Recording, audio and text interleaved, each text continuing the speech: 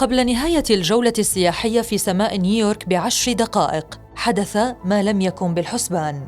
تحطمت المروحية فوق نهر هيدسون، مما أسفر عن مقتل جميع من كانوا على متنها. التقارير الأولية حول الحادثة أفادت بأن المروحية تعرضت لتفكك جزئي في الهواء، مما أدى إلى فقدان الدوار وبعض أجزاء الهيكل قبل السقوط، وهذا ما يظهر ولو جزئياً في المقاطع المصورة التي وثقت الحادثة.